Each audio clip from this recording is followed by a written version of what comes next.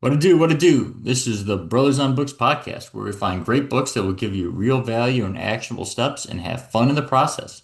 Please reach out to us at brothersonbooks@gmail.com for any book recommendation, or if you would like to be a guest host for a particular book you have in mind. A great review or rating on whichever platform you're listening to would be greatly appreciated. Lastly, if you can think of any friend, family member, or coworker that might like this episode, please pass it along. And remember, on a dark and stormy night, if you need a drink to warm the depths of your heart, we at the Brothers on Books go with Encha Matcha, the best matcha for the best brothers. And now our listeners will get 10% off when they use the link or the coupon code in the show notes. I'm Alex Allwell, and with me as always, is my brother Jack. Jack, how you doing? I'm doing great, Al. How are you doing this evening? It's been kind of a rough day. I got to work this morning. Everything was hunky dory. And then when I tried to leave work, my car decided it didn't want to start. So it was non, as I would describe, it would be not ideal. I had to go teach a pickleball lesson, so needed to get a ride to do that, and then a ride back here to record with you. But I would say the lesson was a success. We're going over driving, hitting drives, hitting the ball hard. I feel like everyone usually likes to practice that, so the Very clientele seemed nice. happy, I would say. Very How you nice. I was doing? I was about to say the car breaking down might have cut into your pickleball time, but you didn't let that stop you. Well, I felt bad. It was one of my this was going to be my second clinic I taught, and I didn't want to miss it. After I'd literally been talking to I guess my pickleball boss all day about teaching this clinic. So, Hmm.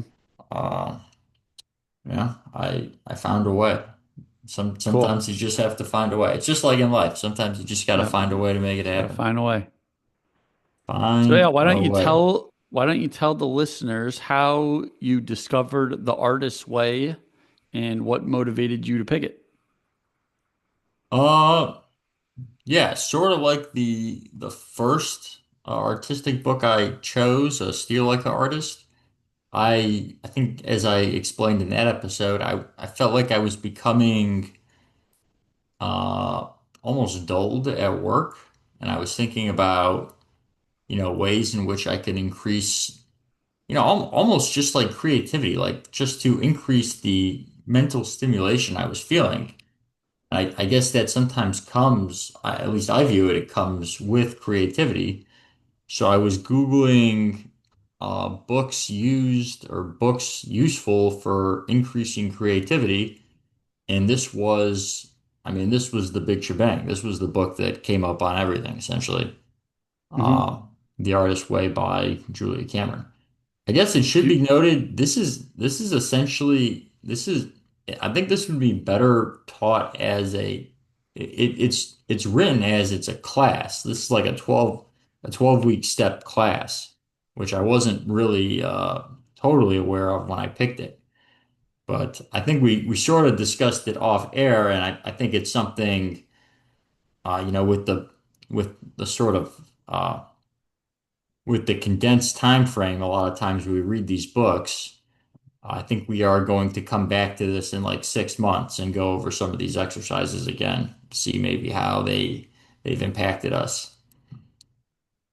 Yeah, I think that's a good suggestion. I guess before we really get into it, I guess what were some of your initial thoughts? Some of my initial thoughts in the first part of the book, where it was more on the spiritual side of why you need to be creative or should want to. I had recently taken a Judaism class with my wife, and there's this idea that people are made in God's image. For example, God gave us wheat, we made flour, God gave us grapes, we made wine. So it's this idea that God creates, and since we're made in his image, we should also create, and we're kind of made to create. So that part kind of resonated with me early on in the book. But I liked going through some of the exercise through the book. But to your point, it might have been better, perhaps, had we done this gradually. But I still think I got a good bit out of it, and it gave me some food for thought. Yeah, I mean on the topic of the spirituality, I have just in my notes written down uh it's the concept of like finding ideas in the universe and like nurturing them. It's not the idea that you're not personally creating ideas. You're like finding things in the universe and then helping it like come to life. I just have written down, accept that you're a vessel for delivering ideas. Um, it's like when people, I don't know if you've ever thought about, have you ever thought about like, how do I come up with something original? Mm.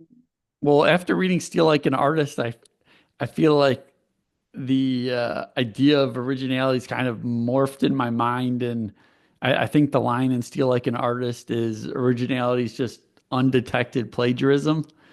Sure. So, so it's, but yeah, so I guess, everyone's building on top of the prior generations. Um, I don't know if that really, I guess I didn't really answer like how originality, but I guess I think about originality differently now after reading Steal Like an Artist.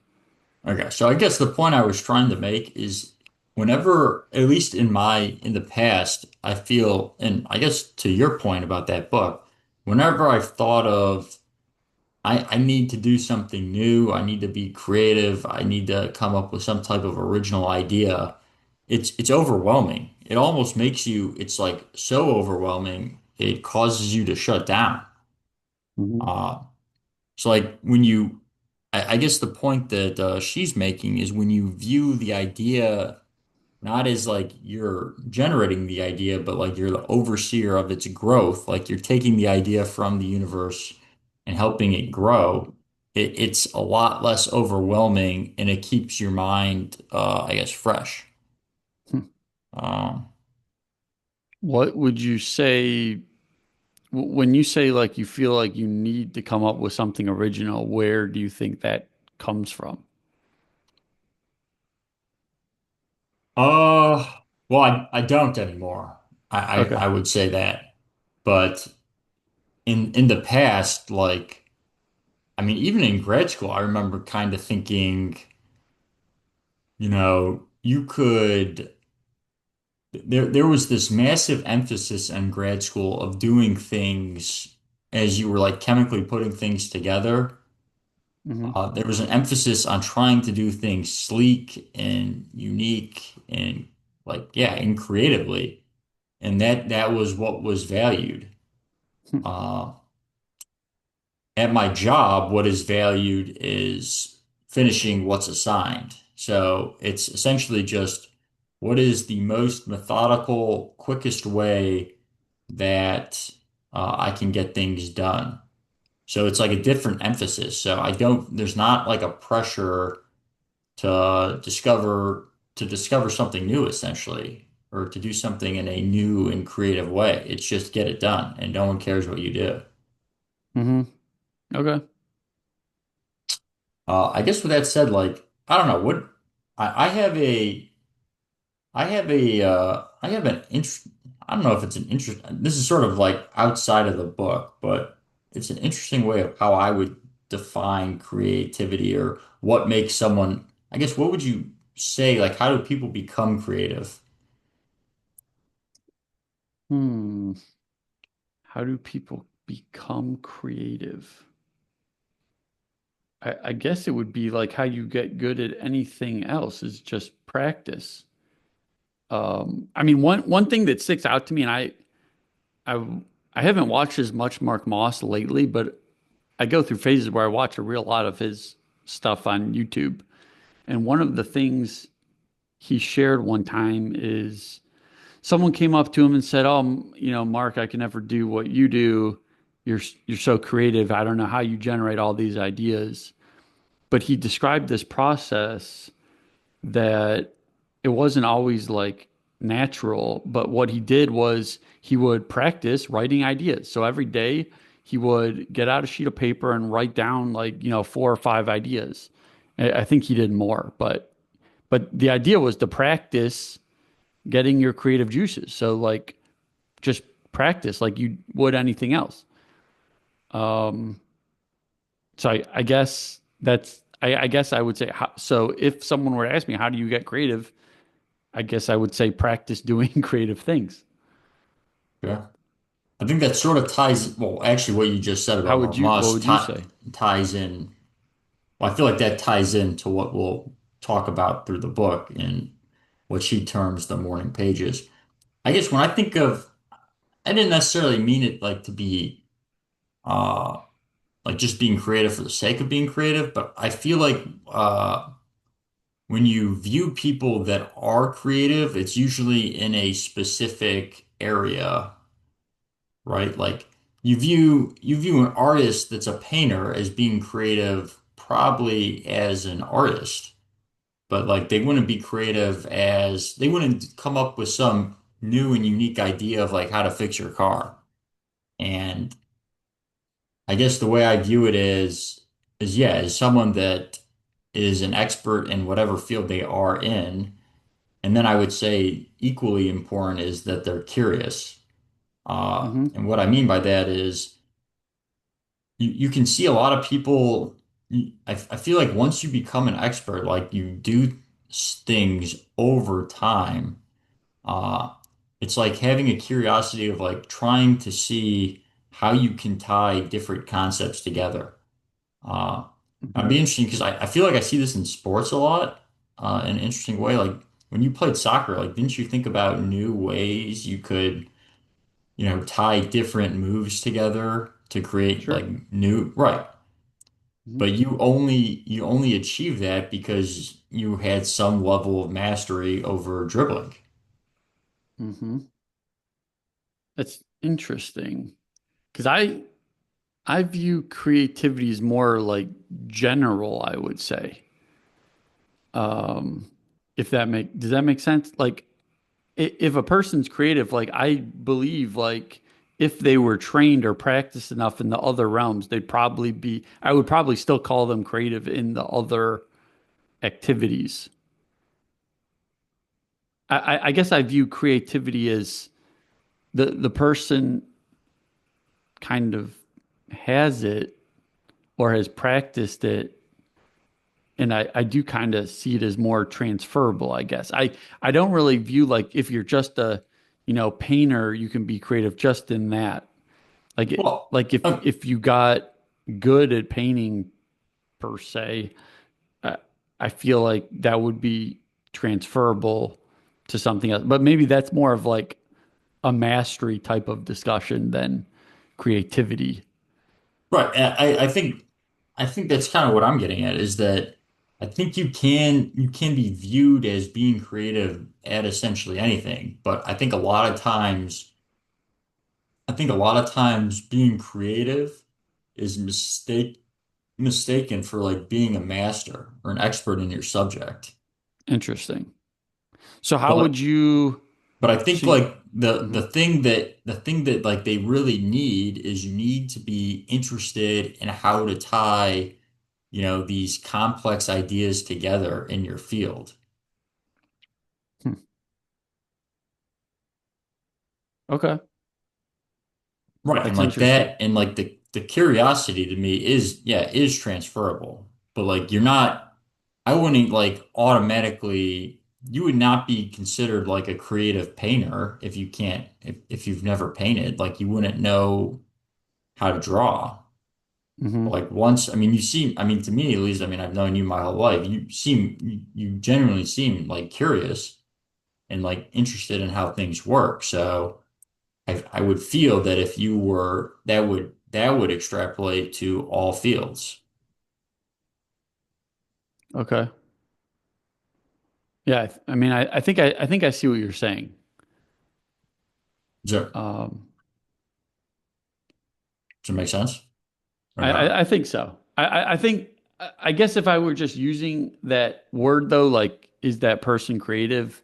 I kind of, when I use that word, I view it more of like a general type. I wouldn't necessarily reserve it for when someone is a master in something.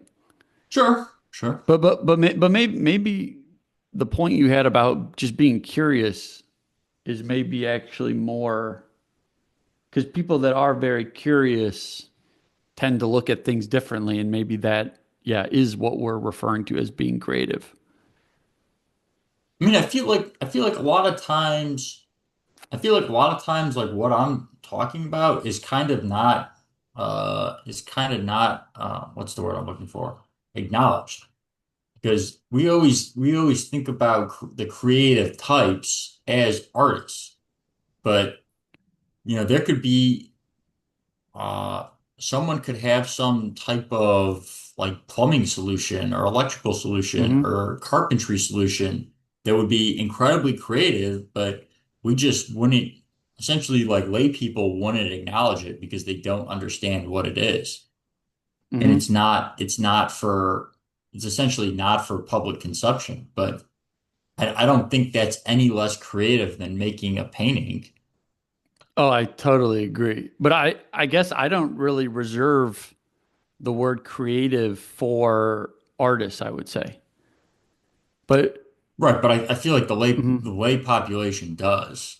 Think so? Even this book does. Absolutely. Uh-huh. Well, I mean, this Okay. book, what is she gear? She's gearing this book towards writers. At least that's what it seemed like to me. Okay. Writers or painters.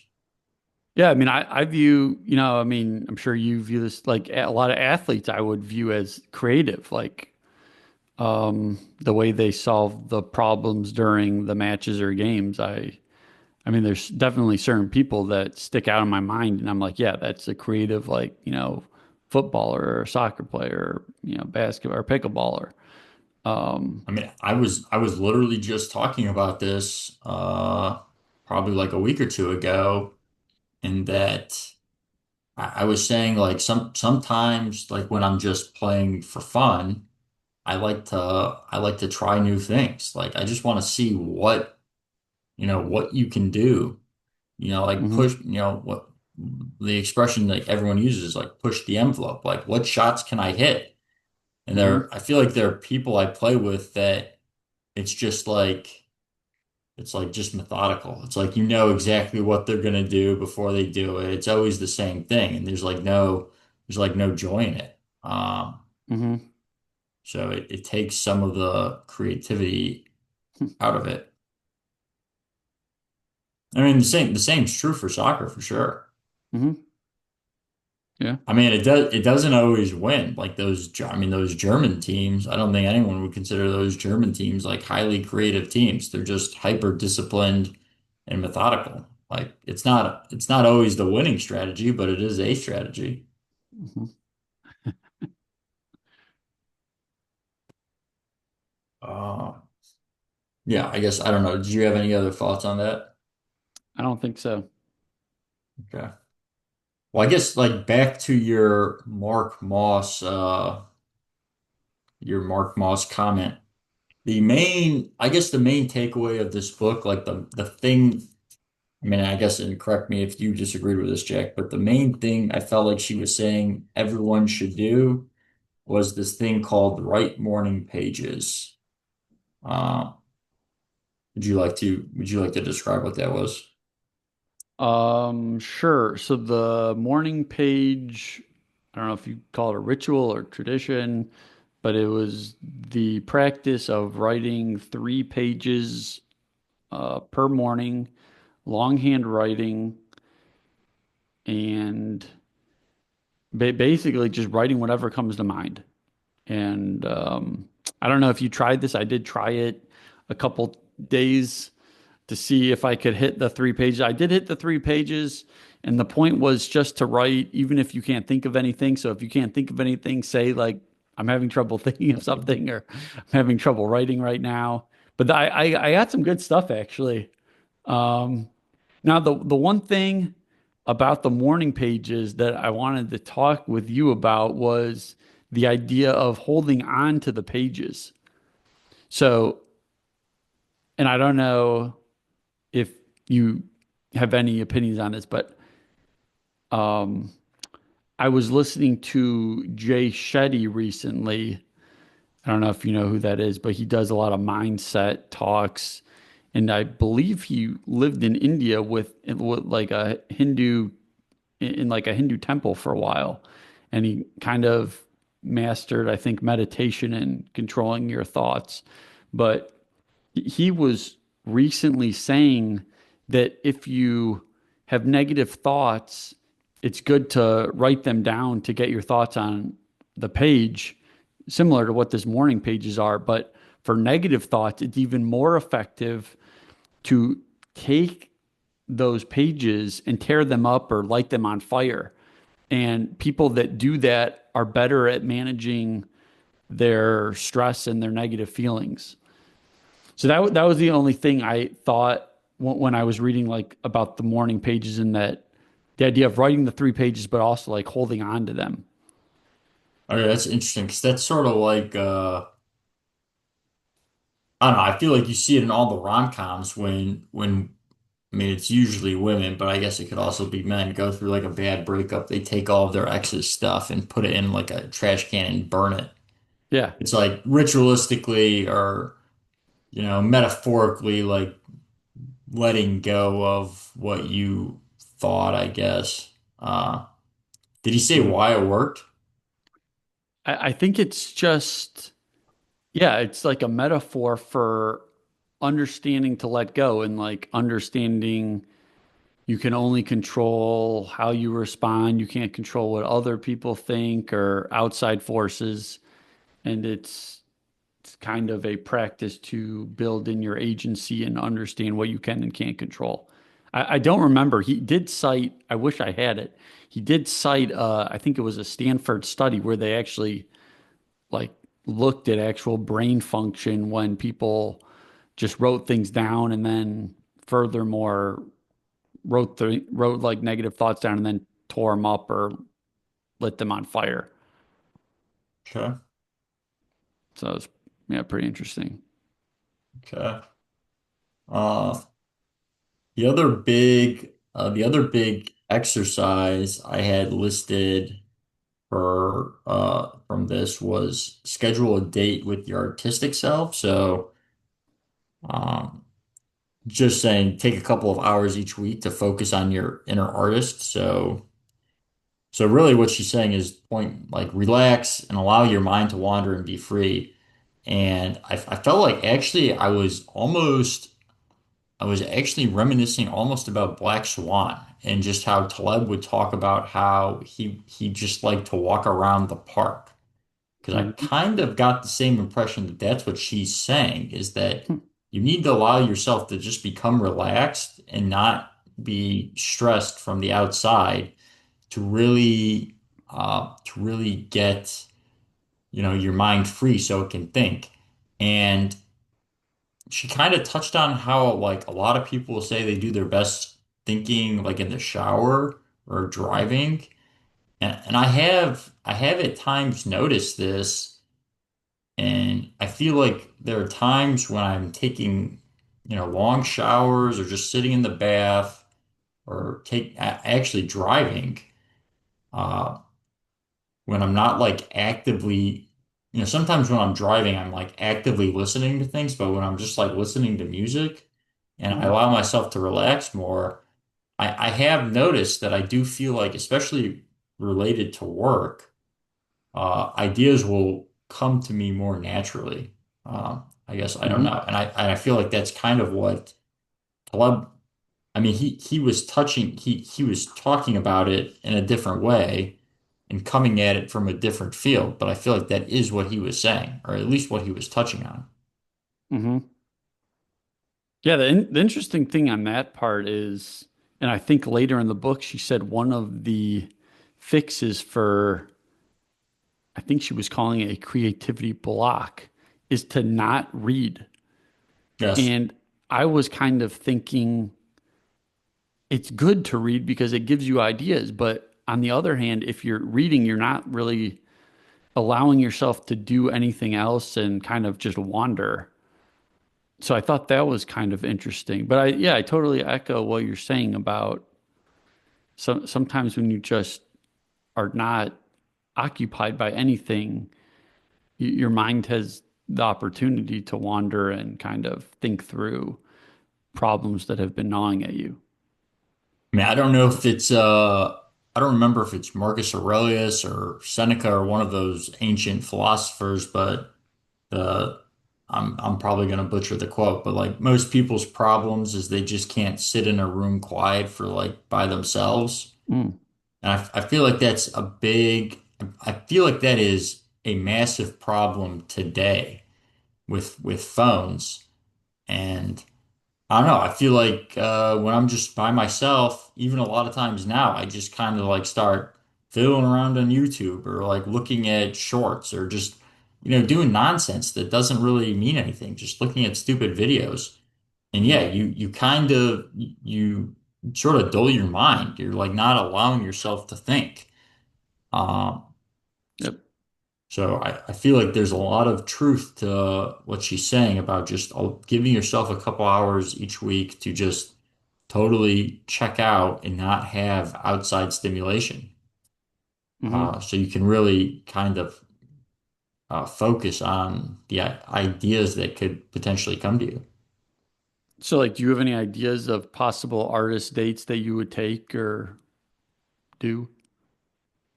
I could see, I mean, I could do the unoriginal Taleb idea. And I mean, there's a pretty big park downtown Birmingham that I feel like I always enjoy when I go there, just to go and sit around and walk around the park, Hmm. drink, I don't really drink coffee, but drink maybe some tea and eat a donut, walk Okay. around, have a good And time. I think it's important because Julia Cameron was mentioning like this is supposed to be like alone. Like you're really not supposed to do it with even like a spouse or a friend, right? Oh, yeah, it's the emphasis is that you have to be alone. Yeah. It's you're taking your artistic self out on a date. So I Hmm. think she was saying you wouldn't take your wife out on a date with another woman. You, Hmm. that would not work out. So like you can't take someone else on this. Like you have to just be by yourself. Hmm. Yeah, I think that was important. And you're kind of like she kept talking about the date like it's with your younger self, like you're kind of playing with your younger inner creative person. Yes. Is that kind of how that's Yeah, how you that's read it? that's Okay. exactly how I took it. Right. Yeah, yeah, yeah. Okay. So Uh, there was a fun part in that first week, like part of the course where I just kind of wanted to hear what you said. So there was like a question, I think it was called Imaginary Lives. Like if you had five other lives to lead, what would you do in each of them? Um, so do you have any thoughts on like what five other lives you would lead? I mean, I think she was kind of getting at like crafts, I would say, or not. I mean, I guess a profession or craft. I don't I mean, know. I didn't fill this out while I was going through it, but I could tell you, I mean, I would be curious. Uh, it's obviously, I feel like at some level, I feel like mom and dad wanted me to be a medical doctor. I would also be curious how like my life would have turned out if I was a medical doctor. Okay, Uh, interesting. I also like would have been curious if at 18 instead of going to college, I mean, I think both this applies probably equally for both of us, if we would have went to Europe and tried to play soccer. Uh, I mean, if I would have found pickleball 10 years earlier, I would have been interested to see how I could have done in that. 20 Say or, or 20 years earlier. or even 20. I mean, if I would have found it when I was 20, yeah, I think I could have, if it was big like it was today, I think I could have done pretty well still. Uh, Um, that's interesting that you brought up the medical doctor thing because how then so she made an emphasis that some of the blocked creatives are focusing more on responsibilities to others, um, as opposed to like responsibilities to ourselves, and that sometimes those people become frustrated people. So this is the concept I think I actually wanted to talk about. This she calls it, I think, shadow artists. Okay, So okay. yeah, right. People that I think I mean, I guess maybe I would fall into this category too. People that at their core are artistic and want to follow some type of artistic path, but they have self-doubt they can't do, the quote unquote responsible things like taking care of themselves or having a family. So they settle for some type, it's not necessarily settling, but they have a career, and then on the side they support the arts, or they buy paintings or go to like operas or whatever. And then why they never really work on submitting their own work. Hmm. Um, Yeah, that was a big part of this book is that like we need to like kind of reconfigure our minds. We've been taught that like negative thoughts on what is realistic and then, you know, positive thoughts on what is, I guess, unrealistic. And there is a virtue in doing the things that kind of go against your nature versus like if you're just doing like an art, it's kind of like just fooling around. It's not really like, I guess, yeah, it's not really a virtuous thing. And but we've kind of been told that that's kind of like a script we've been told. It's not, it's not necessarily true, but I do think a lot of people have that type of thinking. I mean, as far as artists go, I think a lot of people they have self-doubt. They don't think they let I mean, to be fair, I would too. They let the real life implication, like real world, uh I'm not like saying this well. I think the best way I would describe it is a lot of people don't go for what they really want. Hmm. Uh, People take jobs they don't really want because they are more worried about like paying bills and feeding themselves, which more or less than like trying to achieve their like true goals. I mean, and Hmm. in some part, I would also fall under that category. Uh, I mean, I agree. I would say I definitely did, and not it's as bad now, but still a little bit.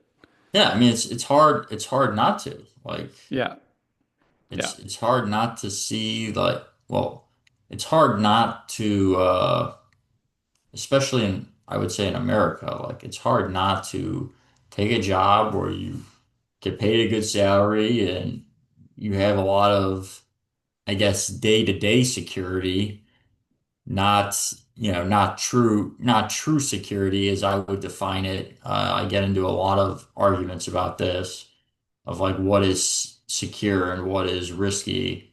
Hmm. Uh, I wish it's sort of off topic for this book, but the more or less the illusion of security with Hmm. a high paying, corporate job, all that you could be fired from that at any time, but it appears to be secure, uh, versus, going out and doing things on your own. Hmm. Uh, so yeah, so I mean, I guess like, I do like art. I do like paintings. I like looking at it. I like looking to buy it. So maybe in some realm I do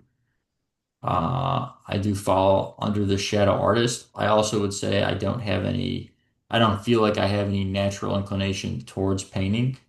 I've tried painting before. It's never very good. Okay. but I don't know. I just probably haven't practiced enough. Hmm. I think I actually have an Alex original around here. Yeah, Okay. I painted me and my girlfriend one day we painted pictures. So just so all the viewers can see, this is a picture I painted. It's like a Picasso right there. Yeah, it's pretty bad. Well, I Yeah. don't know. Did you think it was good or bad? Here, let me show it to you again. I thought it was a Picasso. Yeah, I see it. It's good. Okay. All right. Your words, not mine. I just have the self-doubt. I haven't overcome my self-doubt. I Uh-huh. should just sell my paintings. Yeah. Yeah. I mean, a Uh, lot of this book was, you know, walking you through how to find what sparked your interest as like a child and kind of having you think what sounds fun, what you might want to try out. I don't know. I kind of liked here. I'm gonna read you some phrases and I want you to just tell me like the first thing that comes to mind. Okay. yeah. Okay, so your favorite childhood toy was Yellow baseball bat. what was it? Yeah, that yellow plastic baseball Okay, bat. I remember I that. would just I Okay. would just make up like I would just swing it around in the sunroom. Yeah, yeah, I remember that. Okay. Okay. Okay. So my my favorite childhood game was. My favorite. Whatever that game where we threw the stuffed ball at the seawall. Okay, I remember that. Um, best movie as a kid was Spaceballs. solid. Favorite instrument is. I mean piano. Um, what is your favorite cheer up music?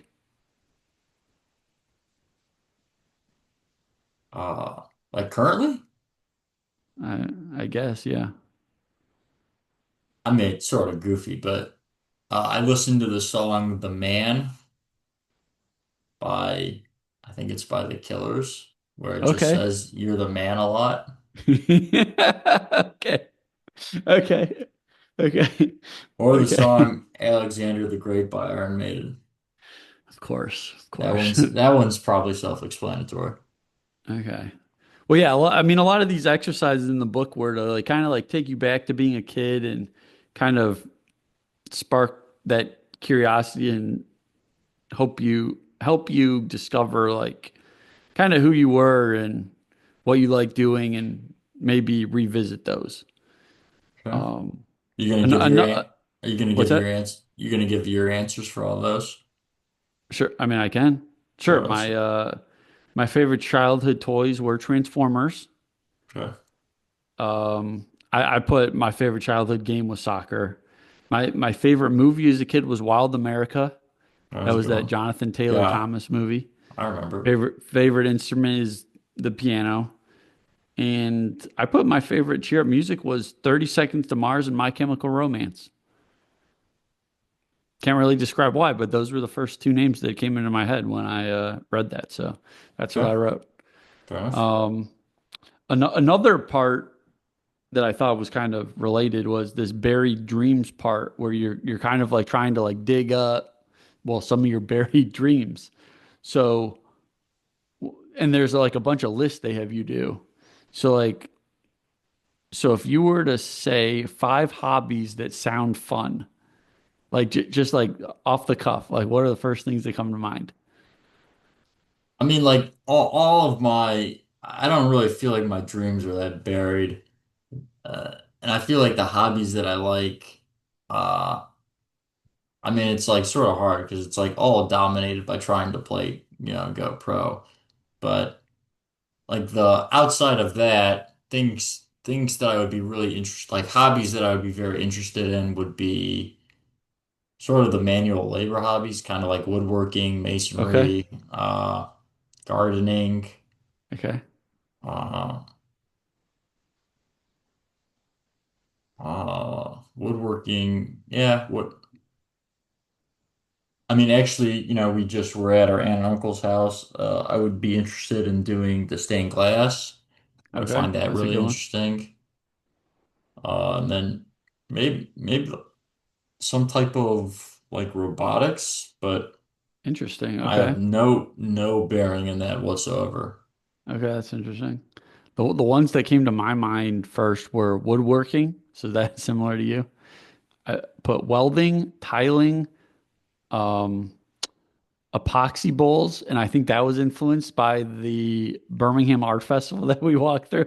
Because Okay. I feel like every time I go see epoxy or like resin type of items, I'm like, why don't I do more of that? And then my fifth one was straw bale design. Okay. Yeah, that's That's what good. I came up with. Okay, then the next list was five classes that sound fun. So like classes you like might want to take to like explore. Like so if you're kind of stuck on what hobbies sound fun, like what classes might you want to take to kind of explore something? Oh, I mean, well, you just said it, like the natural building. I mean, there was a stretch where I was really into that. I would be Hmm. interested. I mean, I think you were probably more into the cob or straw bale than me. I really liked how the cordwood looked. Hmm. So I don't even know if there are classes on that, but I would be interested in doing that or looking at it. Okay. I mean, carpentry, sort of like a lot of the things we just talked about. Carpentry, I would be interested in learning about. I guess welding was a good one. The stained glass, also would be an interesting class. I think I have, actually, after talking to our sister, I think I have a decent idea about how to set it up. I would just need the equipment, and then the practice, to do it. Piling, I don't know. I mean, I don't remember when it was. Tiling, I have such a hard time being on my knees for that long, like tiling Hmm. floors. Like I just can't make myself want to do it anymore because my legs hurt so much after. Hmm. But I mean, I loved building my brick mailbox, and I loved building Dad's brick grill. So Hmm. like getting better at masonry work, I would be super interested in. Okay. Sounds good. Uh, What about five silly things you'd like to try once?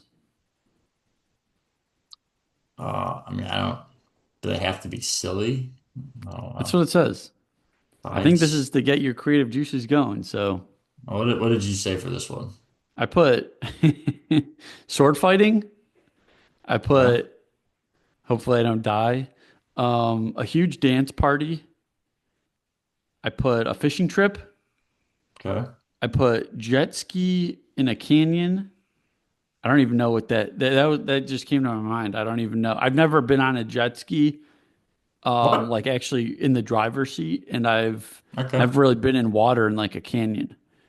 I don't even know where I would do that. And then the other thing I said was give give away random items to random people. Okay. I mean, I guess the first thing I would start with is I don't know how you can consider sword fighting silly. Okay.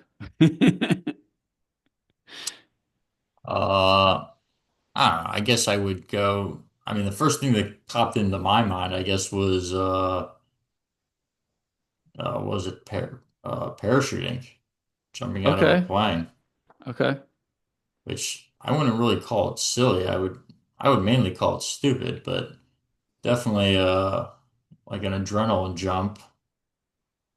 Uh, Sort of the same with like bungee jumping, uh, jet skiing. I can't. That was interesting. Um, Five silly things. Yeah. I mean, it's okay. It's just the listeners can think to themselves like, what silly things do you want to try once?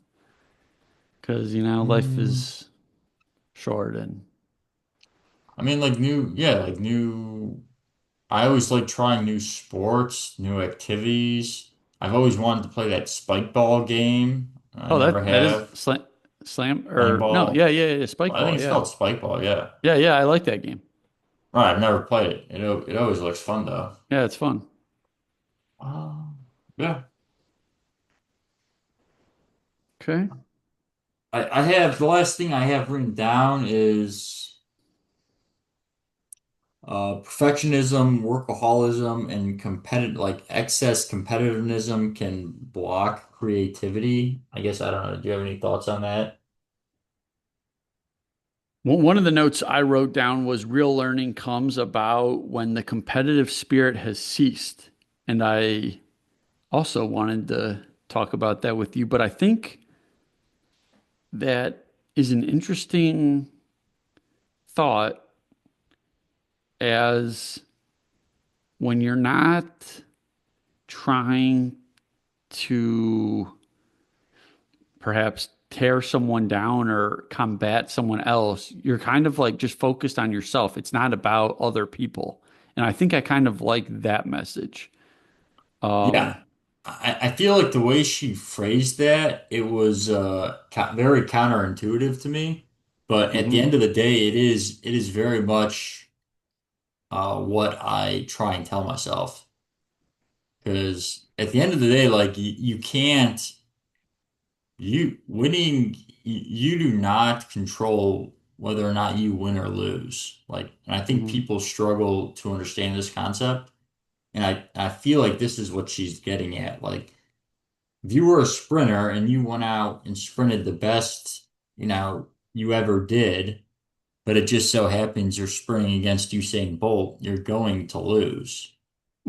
yeah. Like the point is you should be focused on the person you should be competitive towards is the person that you used to be, not whoever you're actually racing against. It should be the focus should try to be internally growing, not Mhm, necessarily externally beating people. yep. And it's both Yeah. And good if go ahead. you're not winning. It's good if you're not winning, and it's actually in some regards probably more important if you are the best where you are. Because I feel like you can probably attest to this when you see people, especially early on, who are the best somewhere, that you kind of you can almost feel it in their demeanor where they stop wanting to work hard and they just become complacent with how good they are because in their small micro, their small corner of the world, they're the best and they lose sight that there are people elsewhere that are better. Mhm, yeah. And on a similar vein, she also made the point of saying, like, don't chase the fame. And I think a lot of people look outwardly to get validation about what they're doing, but she's saying be more about, yeah, the process, the Process. art, Yeah. and that part made me think of Annie Duke in Thinking in Bets and that idea of resulting, where you really want to be separating the decisions From the from the effort. result. Yeah. So same can be said about the process of a creative activity and how people perceive it. Yeah.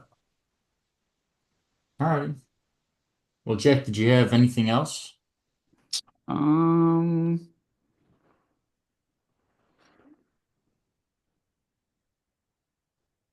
what do you think about this? The only other part I thought I might bring up is the fact she wrote the object is to stretch your mind more than your body. What do you think about that line? Uh, I don't really, I don't really remember that, but it's an interesting quote, I guess. I guess it depends. I don't know.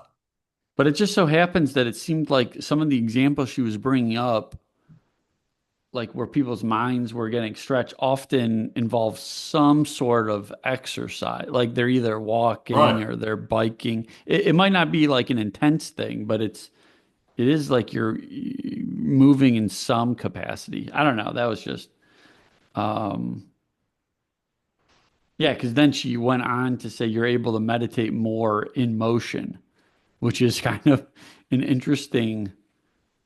thing to think about because I think when people think meditate, you're kind of thinking you're being still and silent, but maybe that's not the case. But yeah, overall a good book. I thought I enjoyed it. I think if someone were to really take the 12-week course seriously, that they'd probably get a lot out of it. Yes, I agree.